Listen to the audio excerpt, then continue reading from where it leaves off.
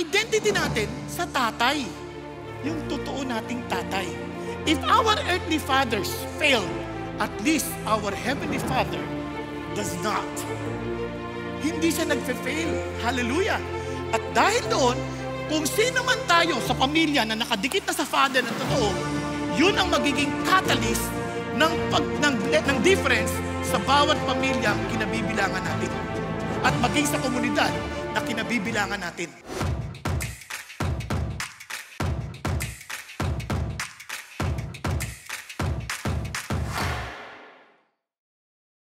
Ang ating title ngayon, kung malakas ka, make your family a blessing. It is a calling for us to live back to the original design of God regarding family. Ang hangad ng Diyos when He created the family is for us also to be a blessing to people. Bawat isa sa atin, kakumpletuhan ng isa. What do I mean? Sabi ng Lord, it is not good for a man to be alone in that He created a woman to be his helpmate. So He caused him a deep sleep and took a part of his ribs. So sabi niya, and formed it into a woman, then He presented it to the man. Tama? Nung tingin niya, wow! Kung yun ay galing doon, di naging kulang na siya. Tapos ginawa, finasib yung tao, naging kakumpletuhan siya. Tama? Ngayon sa babae rin, siya rin ikarugtong niya sa lalaki dahil galing siya doon.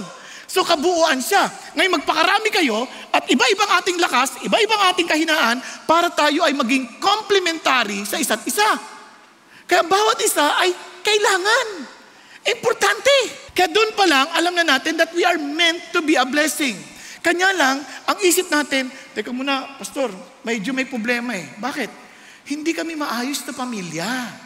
Medyo marami kaming problema ngayon. Praise God! Kahit na mayroon tayong problema, dahil ito ang sikreto ng Kristyanismo.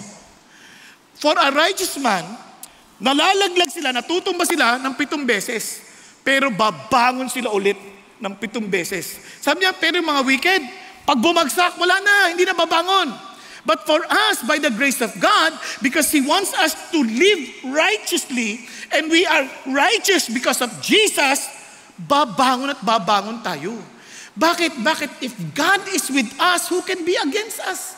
Kaya wala, imposibleng hindi ka babangon ulit. Nasusundan? Hello, pakisabi sa katabi mo, bangon tayo. Bangon tayo. Dami natin bagyong dinaanan. Bangon tayo. Huwag kang magpumayag na bagsak na lang tayo sa buhay.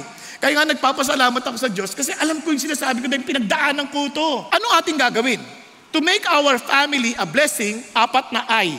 Kung ang kalaban natin ay I, me, my, mine, eto naman, every time you remember the I, instead of negative, isipin mo yung positive side. I!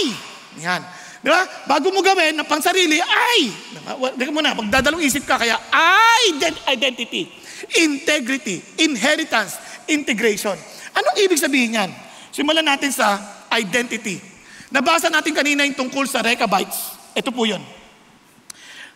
The word which came to Jeremiah from the Lord in the days of Jehoiakim. Kumbaga sa panahon ni Jehoiakim, na anak ni Josiah, siya ay naging tagapagmana ng kaharian. Dumating ang salita ng Diyos kay Jeremiah. At sabi niya sa king of Judah, pumunta ka sa tahanan ng Rechabites, kasi ang mga Rechabites ng mga panahon na they're nomads. Sila po ay walang sariling tirahan. Sila po ay sojourners. Kaya nandun sila, nagpunta sila sa Jerusalem, and sabi ganon, pumunta ka sa bahay nila. At kausapin mo sila. At dalhin mo sila sa templo o sa bahay ng Diyos o sa templo. At ilagay mo sila sa isa sa mga silid doon o into the chambers and give them wine to drink. Kumbaga, welcome them. Give them something to drink. And then I took Jaazaniah, the son of Jeremiah, the son of Abizaniah, and his brothers and holy sons and the whole house of the Rechabites. And I brought them into the house of the Lord, into the chambers of the sons of Hanan, the son of Igdaliah, and the man of God, which was near the chamber of the officials, which was above the chamber of the Maaseiah, the son of Shallum, the doorkeeper. So, kumbaga, andito yung mga leaders, at dito yung chamber ng doorkeeper sa taas, andito sila. So, binigyan sila talaga ng magandang lugar. Are you following? Now, itong amazing part dito, sinunod ni Jeremiah kung anong inuutos sa kanya ng Diyos. Ngayon sabi niya, then I set before the men of the house of the Rechabites, pitchers of full of wine and cups, and said to them, drink wine. Now, listen to this. Dahil bisita sila, at ang wine ang kadalasang iniinom nila, una-una to protect them from contaminated waters. Okay? Iba yung wine na yan sa wine natin dito.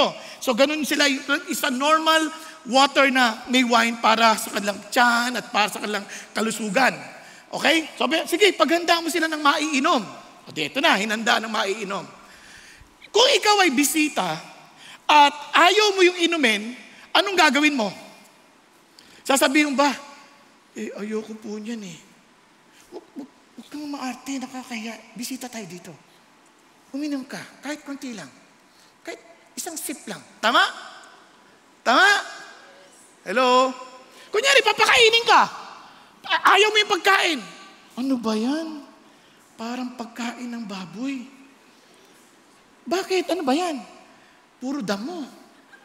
Ano ba? Gusto ko karne. Huwag kang mamili. Bisita tayo dito. Nakuha ninyo? So, may pressure din sa pagiging. Pero itong amazing sa mga Rechabites, kakaiba. Para maintindihan nyo, sino itong mga Rechabites na to, yung kanilang tatay, mamaya papaliwanag sa'yo. Punta muna tayo dito.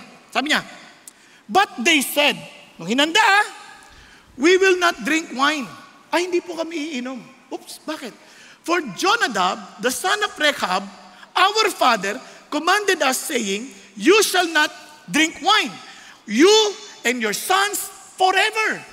Sabi niya, huwag kayong iinom. Sabi, yun ang bilin sa amin ng tatay. Now, para maintindihan nyo, si Jehonadab, parang Jehonadab din yan. Yung pareho yan. Yan ay nakasama ni Jehu para bigyan ng judgment ang Israel na sa pamumuno at pamilya ni Ahab. Makikita nyo yan sa 2 Kings chapter 10 verse 15. Okay tayo? Andiyan pa kayo? Okay. Ngayon, bukod pa dyan, yung mga Rechabites na yan, kamag-anak yan ng mga Kenites. Hindi Kainan ha, Kenites. K-E-N-I-T-E-S. Kenites. Makikita naman nyo yan sa 1 Chronicles chapter 2, verse 55. Yung Kenites, kamag-anak ni Jethro. Yung biyanan ni Moses. Now, nakikita nyo yung kwento. So silang lahat, parang meron silang connection when it comes to the law of God. Meron silang influence. Are you following? Now, ito ang amazing part. So sila ay nomads. Ibig sabihin, wala silang permanenteng bahay. They are wanderers. They travel from one place to another. Now, look at what they said. Teka lang, hindi kami pwedeng uminom ng bino. Bakit? Kasi we are Rechabites. It's like saying, listen, we are Rechabites. Because we are Rechabites, we will never drink wine. Kumbaga, when something is offered to us that is contrary to who we are, dapat sabihin natin, hindi yan pwede. Kasi maging si Jesus Christ, napaka-importante nun, mayroong mga ID yan. Now, tingnan nyo ha. Tingnan nyo sila. Anong kanilang ID? We will not drink wine, for Jonadab, the son of Rechab, our father commanded us. Look at what he says. Where do you find your identity? Kaya sa Bible, makita niyo yung identity nila. Jacob, son of Isaac, son of Abraham. Abraham begat Isaac, Isaac begat Jacob. Nakadikit lagi yung pangalan. Kaya mapapansin nyo, Jehoiakim, the son of Josiah. Napansin niyo ba yun? Kasi their identity is with the Father. Kaya maging sa atin, paano natin makikilalang tama yung Diyos? Kasi when it comes to God, may ID rin yan. Kasi pag ginamit mo yung word of God ngayon, generic na eh. Praise God. Praise the Lord. Sinong Lord? Gambling Lord? Diba? Drug Lord? Ang dami ng, kumbaga, may ID rin yan. At ang ID ng Diyos, pag sinabi mong God, at alam mo this, the God of Abraham, God of Isaac, God of Jacob, the God who saves us from our sin is because through Jesus Christ. He is the ID. No one has seen God at any time. The only begotten God. Can you imagine? Walang nakakita sa Diyos, kundi yung katangi-tanging Diyos. Are you following? Parehong Diyos, no? Dalawa? Sabi niya, bakit? Who is in the bosom of the Father, He has explained Him. Yung word na explained dito, exegeted Him, or brought Him out. Siya ang nagpakilala sa Ama sa atin. Sino? Si Jesus. Kaya ang ID niya si Jesus. Ngayon, paano naman nating malalaman na tama si Jesus? Kasi ang dami nagkiklaim na Jesus. Sabi niya, I will ask the Father and He will give you what? Another helper. Parang a comforter, a helper of the same kind. That He may be with you forever. Ano daw yun? That is the Spirit of truth, whom the world cannot receive because it does not see Him or know Him. But you know Him because He abides with you and will be in you. Tama yung Jesus na nakilala mo because the Holy Spirit will abide in you. Kumbaga maninirahan sa'yo, mananahan sa'yo, magiging kasama mo siya. Nasusundan? Ngayon, paano naman kung malalamang tamang espiritu? Baka kung sino espiritu yan. Nakuha ninyo? Meron na namang idea yan. Ano? But when the Spirit of truth comes, He will guide you into all the truth. He will not speak on His own initiative, but ever He hears, He will speak and He will disclose to you what is to come. He will glorify me. Sabi ni Jesus. He will glorify Jesus. Alam mo pag Espiritu, hindi yung speaking in tongues. What I'm trying to say is this, hindi yun ang sign. Hindi ko sinasabing hindi yun sa Diyos. Pero what I'm saying is, ang totoong sign, He will glorify Jesus. Not the pastor, not the action, but Jesus. Are you following?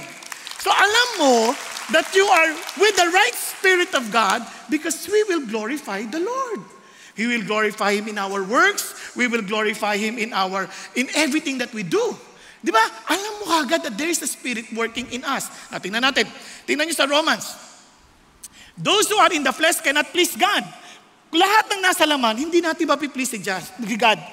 However, you are not in the flesh, but in the Spirit, if indeed the Spirit of God dwells in you. But if anyone does not have the Spirit of Christ, he does not belong to Him. Kaya even if you identify yourselves with God and with Jesus and with kahit sabi mo, I'm a Christian, pero kung walang Espiritu ni Christ sa iyo, hindi rin. You still do not belong to Him. So, brethren, we are under obligation not to the flesh, to live according to the flesh. So, hindi na tayo alipin ng laman. Hindi tayo alipin ng ating damdamin. Hindi tayo alipin ng ating sariling mga idea o ideya sa buhay. Hindi tayo alipin ng sarili nating konsepto ng pag-ibig or whatever it is. But we are to live according to what? The Spirit. The Spirit you are putting to death. Look at the words. The deeds of the body you will live. For all who are being led by the Spirit of God, these are the sons of God. If you are the son of God, your identity now is God. I'm a Christian. So pag sinabi mo, I'm a Christian, I belong to God. I belong to the family of God. I belong to the household of the faith. May standard yan. Hello? Pakisabi sa katabi mo, mayroon po daw yung standard. If you belong to the family of God, first and foremost, the Holy Spirit is in you. And if the Holy Spirit is in you, He will lead you to all the truth and glorify Jesus. Andiyan pa tayo? Kaya naman maraming tao, kahit sabihin mong Christian ka, kahit ilang beses ka pumarito, kung nabubuhay pa rin tayo sa sarili nating kagustuhan, hindi ko sinasabing hindi tayo magkakamali. Ang sinasabi ko lang kung yun ang nagiging sentro ng buhay natin, then baka hindi natin sa kilala. Kaya nga ang isang alam nating mahina tayo, alam niyo kung bakit? Yes, nadadapa tayo, pero ito, you have not received a spirit of slavery leading to fear again. Hindi na yung, ay nadapa ako, hindi na ako patatawarin agad. Wala na akong pag-asa. Hindi. Anak kita eh. Normal na anak, nagkakamali, di ba?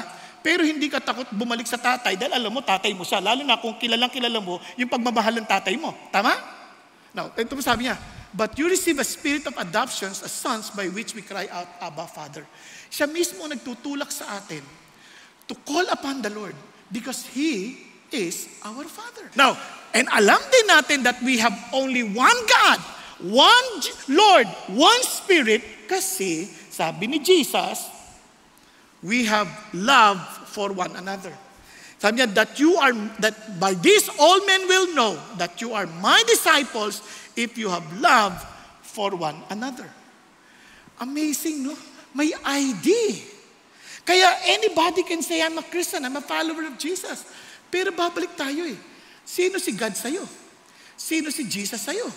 Sino ang Holy Spirit sa'yo? Kaya nga, the Holy Spirit alone can confirm our relationship with Him. Kaya, if you're not yet sure, itong amazing. Itong magiging identity natin kay Christ. Una, you believe. In John chapter 12, he who receives, in other words, who believe in Him, shall be given a right to become a child of God. Kaya I am a child of God. Tapos it also tells us that this body is no longer mine because I've been bought with a price. Diba? Ina-acknowledge mo bigla na hindi na ito katawan ko. I belong to the body of Christ. Hindi na ako pwedeng mabuhay on my own. Kabahagi ako ng katawan ni Kristo. I've been chosen, adopted, redeemed, and forgiven by God. Kahit na ulit-ulitin ng diablo, wala ka ng pag-asa. Lagi ang palpak. No. I'm already forgiven by the Lord. And I am complete in Christ. I don't need to do anything to prove that I belong to Jesus because I believe, because of the reality of the Holy Spirit, nothing can separate me from God's love. And I am God's masterpiece. Now with that in mind, kung tayo yung magulang, tayo yung Christian sa pamilya, tayo rin ang magtulak sa kanila para talagang matulungan sila. Kung sino man yung catalyst sa bahay, itong dapat natin maintindihan. Dahil kilala natin sarili natin, then huwag tayong magalit sa kasama sa bahay. Tanggapin na natin ang realidad na meron tayong uniqueness sa isa't isa. Sometimes we hate people in our house or in the outside. Kasi bakit? Parang iba kasi sila eh. Hindi. Tanggapin mo na meron tayong iba't ibang preferences. Nasusundan. At i-affirm mo yung kanilang kahalagahan. Yung bang pagdating sa bahay, ipaparamdam mo mahalaga silang tao. Lahat bawat isa sa atin. Minsan nag-iintayan pa tayo. Nararamdaman ko din yun. Minsan nag-iintay din ako. Pero minsan, we have to take that initiative knowing, okay naman na ako kay God eh. Di ako na lang mag-uumanguna. Tama? Importante yung katabi mo? Gisingin mo. Then assign them with responsibilities. Bigyan mo sila ng responsibilidad. And of course, align them to the truth without condemnation. Tell them what is right. Then accept them with unconditional love. Tanggapin natin sila. Sometimes we say we love them, but we don't like them. We need to like them. We need to accept them. But again, if we cannot, call upon the Lord. He is our identity. Amen po? Now, pangalawa, integrity. Ano yung integrity? Yung integrity ganito. You live out who you are. Kasi yung word na integrity came from the word integer. Yun yung kabuuan mo. Kaya, wherever you are, pareho ka lang. Kasi ikaw yun eh. Yun yung pagkatao mo. Yun yung pagkatao natin. Are you following? Hindi ko sinasabing magiging perfect ka. Pero at least authentic. Nakuha? Kaya, katulad nito. Sabi ganoon, hindi namin pwedeng inumin yan. Bakit? Kasi, kahit wala na yung tatay namin, susunod pa rin kami kasi yun kami. Yung kami.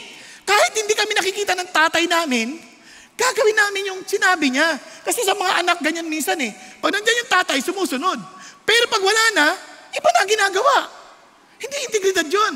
Ito kaya alam mo sila, you shall not drink wine, you, your sons, forever. Look at the words. You shall not build a house, kaya para silang nomads. You shall not sow seed and you shall not plant a vineyard or own one. Hindi sila nag-iisip na bumili ng sarili ng lupa. Kasi ang isip nila, they're temporary journey, wanderer. But intends you shall dwell all your days, that you may live many days in the land where you sojourn. Nakaka-amaze. Ito pa sabi niya, we have obeyed the voice of Jonadab, the son of Rechab, our father, in all that he commanded us, not to drink wine all our days, we, our wives, our sons, or our daughters. Hindi lang sila, pati asawa nila na walang kinalaman doon sa utos, pati yung kanilang anak na walang kinalaman sa utos, pero ipinapasa nila and making sure that they are to live it out. Nakuha niyo po. Ano ang inutos sa inyo ng Diyos na ipinapasa niyo intentional, na alam niyo kahit wala kayo, gagawin nila? Yun ang sinasabi rito. Yun yung integridad nila na they brought their children to the point of doing things with or without an audience. Kasi sa kanila, isa lang. It is who we are. Yun ang kanilang integridad. Alam nyo, ganun din na sinabi ni Jesus sa mga Pharisee. Yung mga Pharisees, kakalungkot, Kasi akala nila they belong to God. Sabi niya, they answered and said to him, Abraham is our father. Talaga? Jesus said to them, if you are Abraham's children, do the deeds of Abraham. Diba? Do the deeds of Abraham. But as it is, you are seeking to kill me, a man who has told you the truth, which I heard from God. This Abraham did not do. Sabi niya, kung anak ka ni Abraham, di dapat gusto niyo ako. Bakit kayo galit sa akin? Ba't niyo ako papatayin? Hindi niyo ginagawa yung pagiging tatay niyo si Abraham. Continue tayo. You are doing the deeds of your father. No, they said to him, no. We are not born of fornications. Hindi kami mga anak sa labas o anak ng pagkakamali. We have one father, God. Sabi ni Jesus, if God were your father, mamahalin mo ako. Sabi niya, for I proceeded forth and have come from God. For I have not even come on my own initiative, but He sent me. Kaya doon palang alam mo kagad kung sa Diyos ka eh. Mamahalin mo si Jesus eh. Imposible hindi. Sabi niya, why do you not understand what I'm saying? Is it because you cannot hear my word? Hindi mo ako maintindihan, hindi mo makuha si Jesus kasi hindi ka talaga sa tatay ko. Are you following? Sabi niya, you are of your father, ito mabigat, the devil. And you want to do the desires of your father. He was a murderer from the beginning. Does not stand in the truth because there is no truth in him. Whenever he speaks a lie, he speaks from his own nature. Kasi bakit? He's a liar. And the father of lies, who is of God, hears the words of God. For this reason, you do not hear them because you are not of God. Kaya naman, ito ang sabi ng Panginoon Diyos. Kailangan, kung tayo nabubuhay para sa Diyos, we will leave an inheritance. Tingnan yung sabi ng Bible. Ito amazing, no?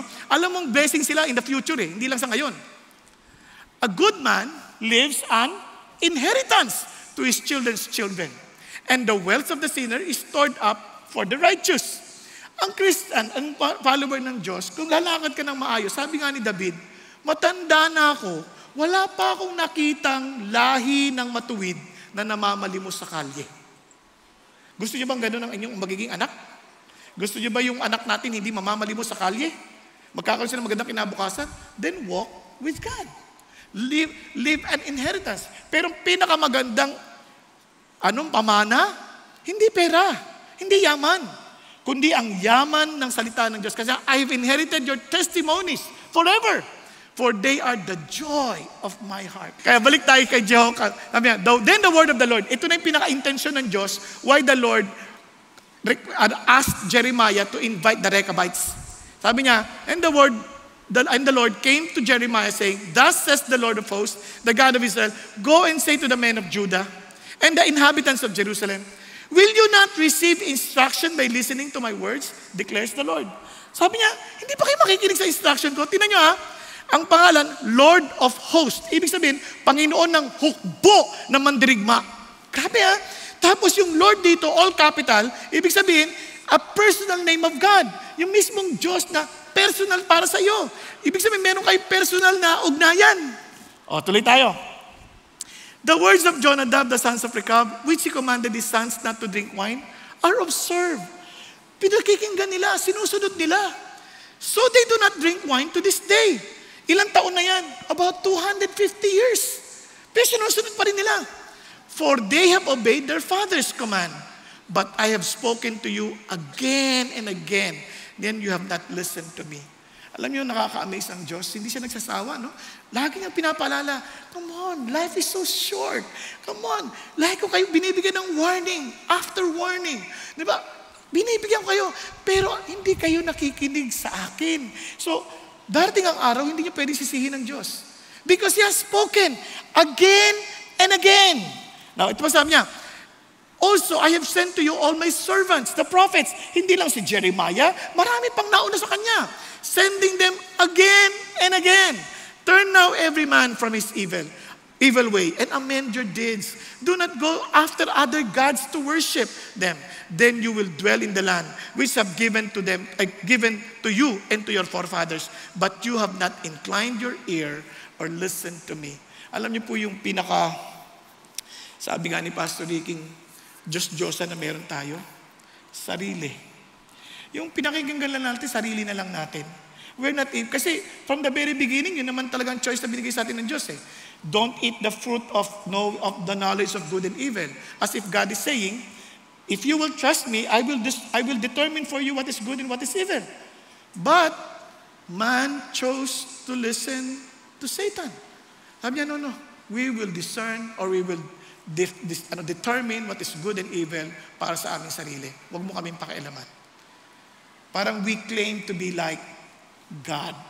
Ang problema, we don't have the capacity to do what is right.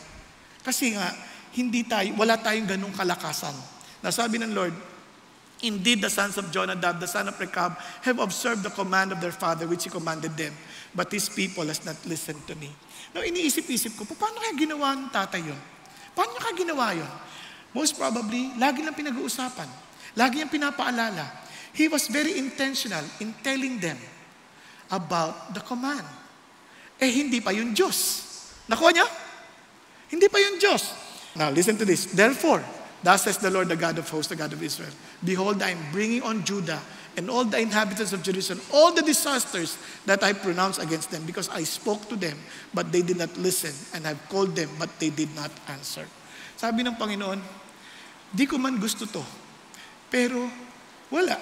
Yung sinabi ko sa inyo, consequence, nang di nyo pakikinig sa akin, mangyayari. Hindi ko na pwedeng pigilan, kasi ito ay natural na epekto or consequence ng iyong choice. Gusto ko laging pinapaalala ni Pastor Peter sa amin, you are free to choose whatever you want to do in life, but you are not free to choose the consequences of your choices.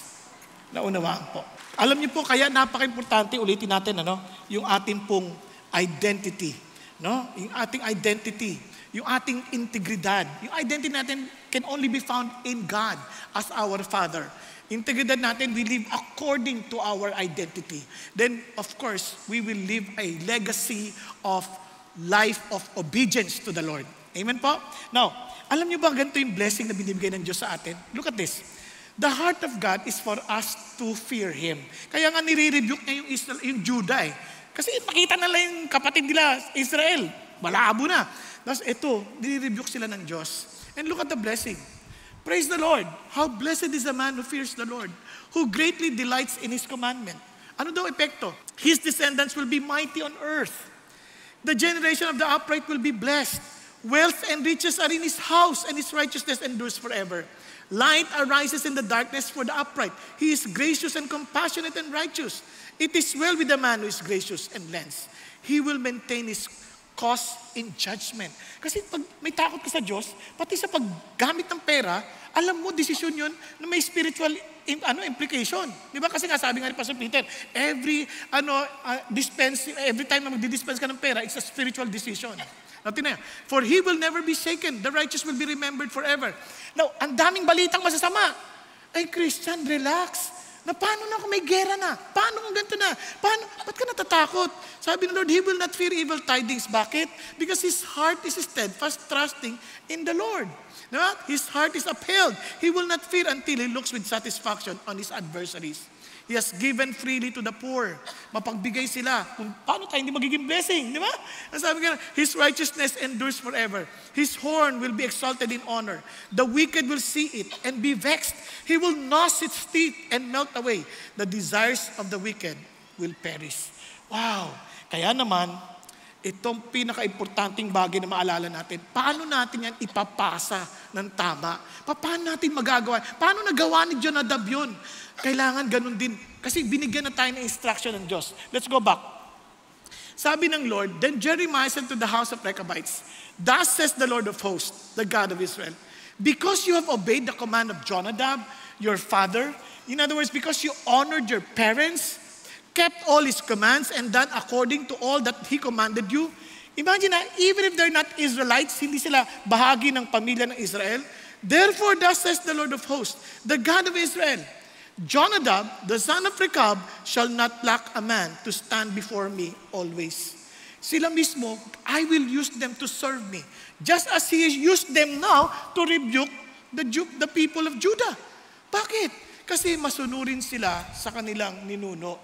Pero yung righteousness na natutunan nila, pinasa nila, at pinamuhay nila. Mga kapatid, tingnan niyo po mabuti ito. Anong sinabi ng Lord sa atin, going back to what the Lord instructed us last week?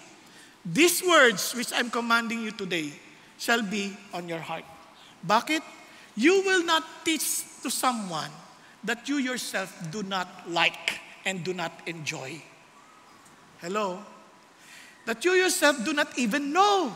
Hindi mo, ang hirap ipasa ata yun na hindi mo alam. For example, mahilig po ako magluto. Pag nagluluto ako, nasasarapan ako, tinuturo ko sa anak ko kasi gusto ko matutunan nila para masarap din ang kalang kakainin.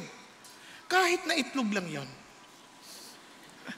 Naintindihan niyo ibig sabihin?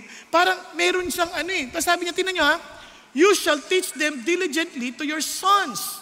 Pag sinabi mong teach them diligently, ang ibig sabihin niyan, talagang inaano mo yung appetite nila to keep on longing for it. Diba? At hindi lang yun, talagang hinahasa mo sila ng mabuti. Yun ang ibig sabihin ng diligently. Then sabi niya, your son shall talk of them when you sit in your house, when you walk, by the way, when you lie down, when you rise up.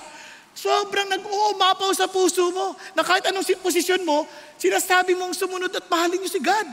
Diba? Punong-puno. Now, let me just show you this.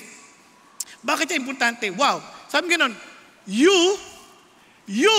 not the government, not the Sunday school teacher, not the church, you shall teach them. Shall is not an option. It is not a suggestion. Sabi ng Lord, you shall teach them. Intentional ho yan. Magiging creative ka pa to make sure na mauuhaw sila para dito. Gugustuhin nila ito. Kasi sabi niya, wow, kaya pag-uusapan niya yan, you'll find different ways to make sure that they will get it. That they will come to know Jesus and experience Jesus. Now, ang tanong, paano? Hindi man ako magulang. Kung ikaw ang nag-i-enjoy kay Jesus, you have the same responsibility to the rest of the family. Naunawaan? Tuloy tayo. Ano pa sabi niya? You shall bind them. As in, you shall bind them as a sign on your hand. They shall be as frontals on your forehead. You shall write them on the doorposts of your house and on your gates. Kumbaga, hindi ka lang mag-create sa pamilya mo ng environment ng pagmamahal sa Diyos. You will create an environment sa iyong kapitbahay of how to love God with all of your heart, soul, and mind. And I'd like to say this to you. Kung shortcutin natin yan, bigyan niyo ng CRB ang ating membro ng pamilya. Give them Christ. He is the very character of our new life.